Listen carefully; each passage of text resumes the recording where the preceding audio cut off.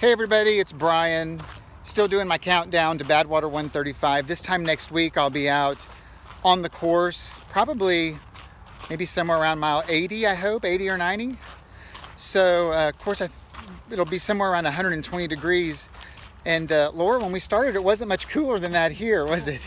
No. In fact, so we started, it was about 105, 110. And we were going to talk to you about extreme heat training, and the phone actually overheated, and we had to wait a little bit till it cooled off so we could actually talk to you about what we do to stay cool. So I'm here with Laura. She is just an awesome ultra endurance runner. She's done multiple hundreds and really some hot weather hundreds. You've done Javelina a couple different times, and Keys 100. Check her website out, texasruncoach.com. Even Tiger Woods has a coach. We all need some direction. Sure. And Laura can definitely give you some great direction based on her experiences as an ultra runner. So we started off, and I think you can see, like I told you, it was about 105, 110 when we started off. And we're both wearing something a little bit different. So Laura is in a long sleeve black t-shirt, something we definitely, I would say we would not recommend, Laura. Definitely don't recommend. It's very uncomfortable.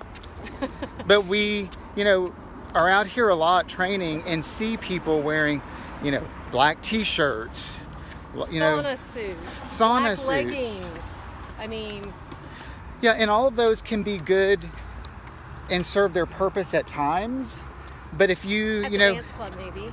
Right. If you're out here and you think that, that's going to help you lose weight, you may lose temporary water weight, but it's really not, there's really no advantage to wearing any of that. And in fact, it can be dangerous. You can really get overheated. So some of our tips for extreme heat training, first of all, is you've got to make sure that you're wearing the right clothing.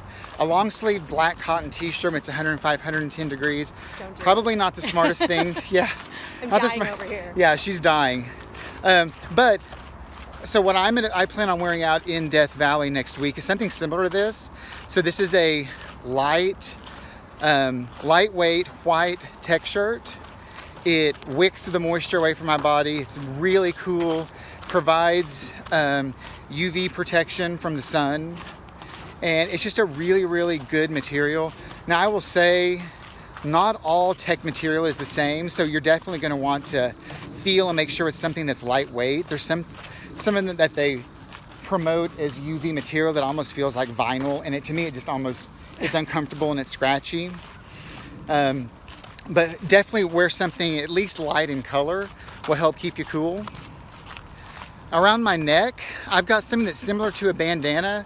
This has actually got some gel beads on the inside.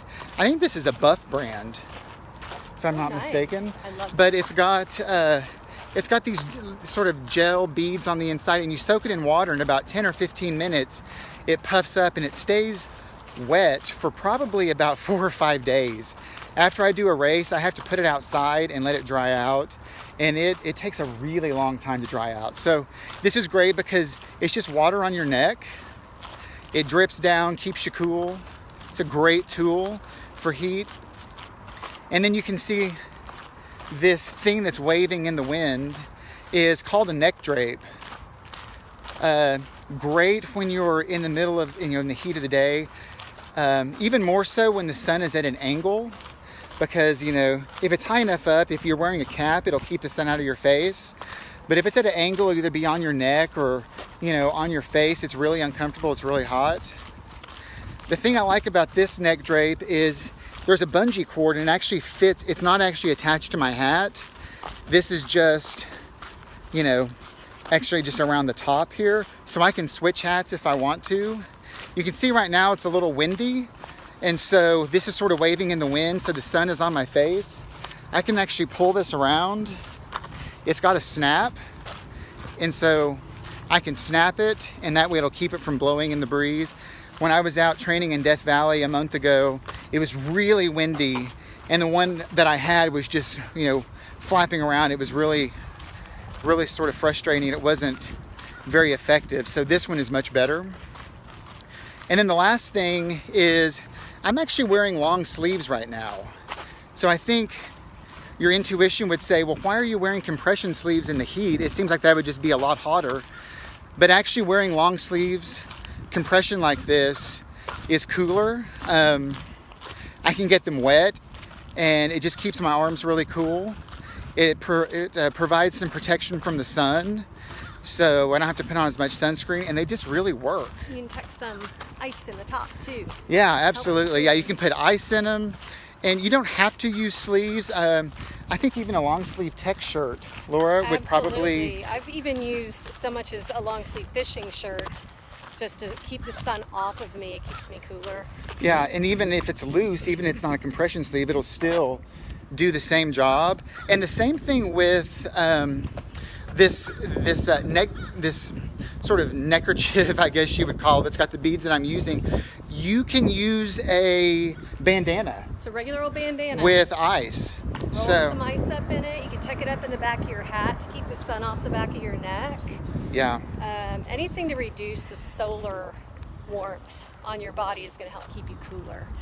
So yesterday we talked about hydration and the component that plays in keeping you cool. The clothing you wear also is critical in keeping you cool. Yeah, Laura's got the handheld. So I was showing you yesterday, I like to use handhelds. Both of these have ice in them. And so when you're out here, just remember, being in the heat, it's not just uncomfortable. It can really be dangerous.